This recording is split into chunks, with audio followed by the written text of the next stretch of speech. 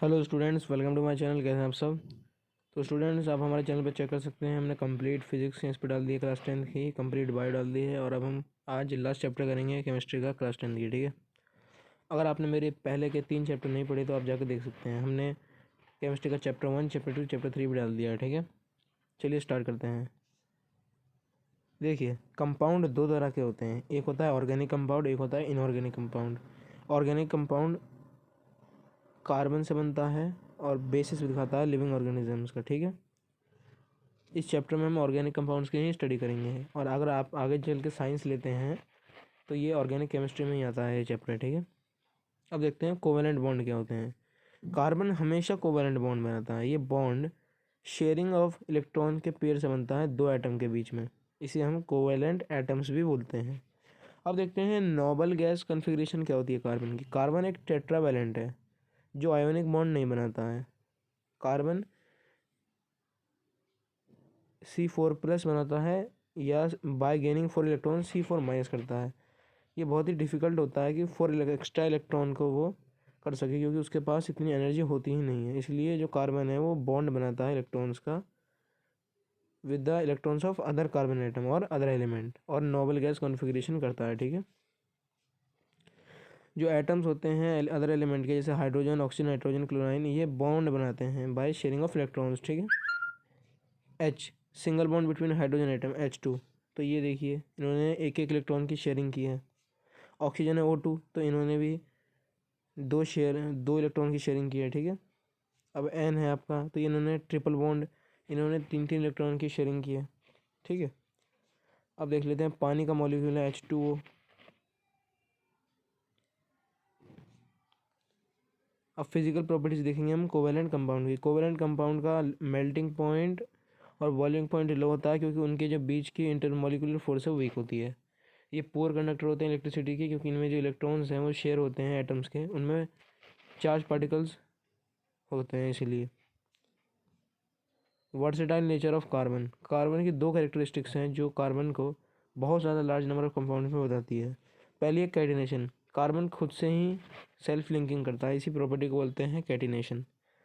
Compound carbon का single, double, triple bond बना सकता है। टेट्रावैलेंसी, इसके 4 वैलेंस इलेक्ट्रॉन है, तो ये 4 कार्बन एटम्स के साथ बॉन्डिंग कर सकता है और मोनोवैलेंट ऑक्सीजन, नाइट्रोजन, सल्फर के साथ एटम्स बना सकता है। ठीक है, हाइड्रोकार्बन क्या होता है। ये कंपाउंड होता है जिसमें हाइड्रोजन और कार्बन से मिलकर बनता है, इसे बोलते हैं हाइड्रोकार्बन। हाइड्रोकार्बन दो तरह के होते हैं, सैचुरेटेड, अनसैचुरेटेड। सैचुरेटेड में आपका आ जाता है सिंगल बॉन्ड, अनसैचुरेटेड में आ जाता है double bond, triple bond. Saturated में एल्कीन एल्केन आ जाता है। इसका जनरल फार्मूला होता है CnH2n+2। अनसैचुरेटेड में मैंने जैसे आपको बता दिया कि डबल और ट्रिपल बॉन्ड आ जाता है। इसमें आता है आपका एल्कीन और एल्काइन। ठीक है, इनका फार्मूला है CnH2n, CnH2n-2। ठीक है, उसका था CnH2n+2, फिर CnH2n, CnH2n-2। ठीक है, अब देखते हैं electron dot structure of saturated hydrocarbon. Ethane का देखेंगे C2H6। यहाँ पे आप देख सकते हैं दो कार्बन है और हाइड्रोजन लगा रखे हैं हमने। ठीक है, ये देखिएगा दो कार्बन है तो इसमें दो इलेक्ट्रॉन्स की इन्होंने शेयरिंग की हुई है। ठीक है, ये आप डायग्राम देख सकते हैं। ये मॉलिक्यूलर फार्मूला और structure formula of saturated hydrocarbon यहाँ दिया हुआ है आपको। अगर एक कार्बन है तो मीथेन, दो कार्बन है तो इथेन, तीन कार्बन है तो प्रोपेन, चार कार्बन है ब्यूटेन, पांच कार्बन है पेंटेन, छः कार्बन है हेक्सेन। इसका फॉर्मूला दिया हुआ है, स्ट्रक्चर आपको दिया हुआ है। ठीक है, अब देख लेते हैं electron dot structure of unsaturated. तो इथीन और इथाइन का आपको यहाँ दिया हुआ है इलेक्ट्रॉन डॉट स्ट्रक्चर। ठीक है,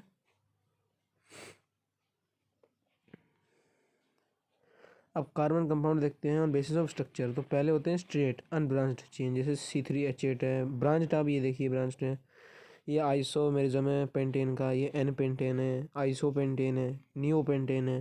ये तीन कंपाउंड आपको दिए हुए हैं जिनका मॉलिक्यूलर फार्मूला तो सेम है, लेकिन जो स्ट्रक्चर है वो डिफरेंट है, इसलिए इन्हें बोलते हैं स्ट्रक्चरल आइसोमर्स। और इस फेनोमेना को बोलते हैं स्ट्रक्चरल आइसोमेरिज्म। ये आगे चल के भी आपको पढ़ना पड़ेगा। अब आपका साइक्लिक, ये देखिए C6H12, इसका है साइडिक सोल्यूटेटेड साइक्लिक बेंजेन C6H6। ये देखिए अब डायग्राम दे रखा है, ये फोर्थ वाला आपने देखा होगा। अब देखते हैं फंक्शनल ग्रुप क्या होते हैं। हाइड्रोकार्बन चेन में एक और उससे ज़्यादा हाइड्रोजन एटम को रिप्लेस किया जाता है दूसरे एटम से, उन्हीं को बोलते हैं हेट्रो एटम। तो ये जो हेट्रो एटम है या ग्रुप ऑफ एटम है, ये जो कार्बन कंपाउंड को रिएक्टिव बताते हैं, उनकी प्रॉपर्टीज बताते हैं, इन्हीं को बोलते हैं फंक्शनल ग्रुप। ठीक है, तो ये पैरा हेटेरो एटम है आपका क्लोरीन ब्रोमीन, तो इसमें फंक्शनल ग्रुप हो गया आपका हेलोजन, जिसमें फॉर्मूला होता है क्लोरो ब्रोमो, ठीक है। अगर ऑक्सीजन के में इतने सारे चार हैं, एल्कोहल में आपको OH दिया रहता है, एल्डिहाइड में CHO, कीटोन में C डबल बॉन्ड O और कार्बन कार्बन, और कार्बोक्सिलिक एसिड में C डबल बॉन्ड O और फिर OH COOH, ठीक है। अब देखते हैं होमोलोगस सीरीज़ क्या होती है। ये एक सीरीज़ है कंपाउंड की जिसमें आपका जो डिफरेंस है वो CH2 का रहता है। इसका example alcohol CH3OH, C2H5OH, CH3H7OH और C4H9OH, ठीक है। इनका जनरल फार्मूला सेम होता है। दो होमोलॉग हैं, उसमें डिफरेंस मैंने आपको बता दिया CH2 का रहता है, और जो मॉलिक्यूलर मास है उसमें 14 U का डिफरेंस रहता है। इनकी केमिकल प्रॉपर्टीज सेम होती है, लेकिन जो फिजिकल प्रॉपर्टीज़ में थोड़ा सा चेंज होता है। देखते हैं नोमेनक्लेचर ऑफ कार्बन कंपाउंड्स। पहला आपको सबसे ज़्यादा नंबर ऑफ कार्बन आइटम्स पहचानने हैं, फिर फंक्शनल ग्रुप को हम सफिक्स या प्रीफिक्स से करते हैं, जैसे आप देख सकते हैं हेलोजन में क्लोरो ब्रोमो, फिर एल्कोहल में ऑल सफिक्स लगता है, एल्डिहाइड में अल, कीटोन में ओन, कार्बोक्सिलिक एसिड में ओइक एसिड, एल्कीन में इन, एल्काइन में आइन, ठीक है। अब हम पढ़ेंगे chemical properties of carbon and compounds. Combustion, देखिए CH4 + 2O2 जब हम कंबशन किया तो ये आपको मिल गया CO2 + 2H2O + हीट + लाइट, ठीक है। कार्बन उसके कंपाउंड को यूज़ किया जाता है फ्यूल में, क्योंकि ये बर्न करते हैं एयर में और बहुत सारी हीट एनर्जी को निकालते हैं। सैचुरेटेड हाइड्रोकार्बन बर्न करते हैं ब्लू और नॉन सूटी फ्लेम से, और अनसैचुरेटेड करते हैं येलो सूटी फ्लेम से, क्योंकि उसमें कार्बन की परसेंटेज ज़्यादा होती है सैचुरेटेड हाइड्रोकार्बन से।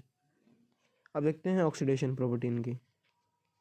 अल्कोहल को हम कन्वर्ट कर सकते हैं कार्बोक्सिलिक एसिड में, प्रेजेंस ऑफ ऑक्सीडाइजिंग एजेंट आपका एल्केलाइन KMnO4, पोटेशियम परमैंगनेट या एसिडिक पोटेशियम डाइक्रोमेट। इथेनॉल से हम लोग कर देंगे इसे इथेनोइक एसिड में कन्वर्ट, ठीक है। एडिशन रिएक्शन देख लेते हैं। अनसैचुरेटेड हाइड्रोकार्बन में हाइड्रोजन करते हैं ऐड, प्रेजेंस ऑफ एक कैटलिस्ट है पैलेडियम और निकल, तो वेजिटेबल ऑयल इन्हें कन्वर्ट किया जाता है वेजिटेबल घी इसी प्रोसेस से, ठीक है। और इसी को कहते हैं hydrogenation of vegetable oils. Substitution reaction देखिए CH4 + Cl2 gives on sunlight CH3Cl + HCl, ठीक है। ये चारों रिएक्शन आप याद कर लेना, बहुत इंपॉर्टेंट है, पेपर में यही आती है इस चैप्टर से। अब कुछ इंपॉर्टेंट कार्बन कंपाउंड्स की प्रॉपर्टीज़ देख लेते हैं। तो physical properties of ethanol. Ethanol एक कलरलेस होता है, इसकी स्मेल प्लीजेंट होती है और बर्निंग टेस्ट होता है। ये सॉल्युबल होता है पानी में, इसका बॉइलिंग पॉइंट होता है 351 केल्विन और ये न्यूट्रल कंपाउंड होता है। अब देख लेते हैं केमिकल प्रॉपर्टीज ऑफ इथेनॉल। ये सोडियम के साथ रिएक्ट करता है तो सोडियम इथॉक्साइड बनाता है और हाइड्रोजन गैस, ठीक है। इस रिएक्शन को यूज़ किया जाता है टेस्ट करने के लिए इथेनॉल का, क्योंकि इसमें हाइड्रोजन गैस बन रही है और जिसमें पॉप साउंड आती है। दूसरा है dehydration, CH2OH on hot concentration CH2 double bond CH2 + H2O, ठीक है।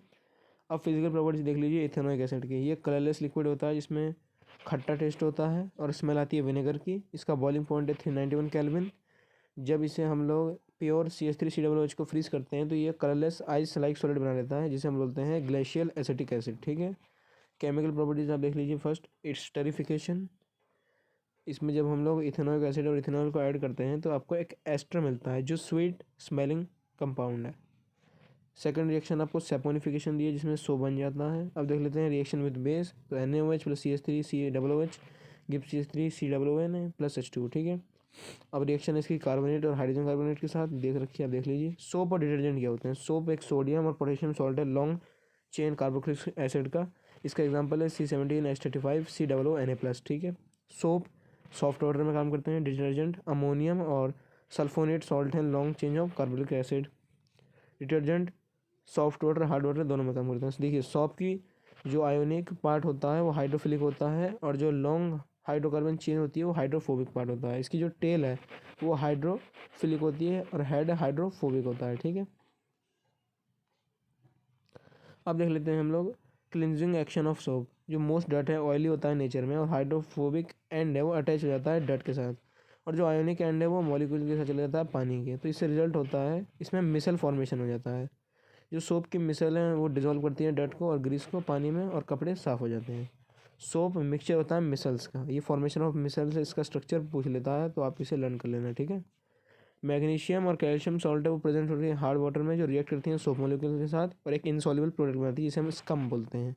ये स्कम है, डिफ़िकल्टी करता है क्लींजिंग एक्शन में।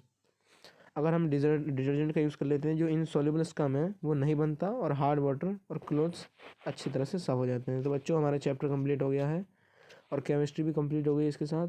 कोई भी डाउट हो चैट में लिख देना और नोट्स को रिवाइज कर लेना, ठीक है। Thanks for watching, bye bye.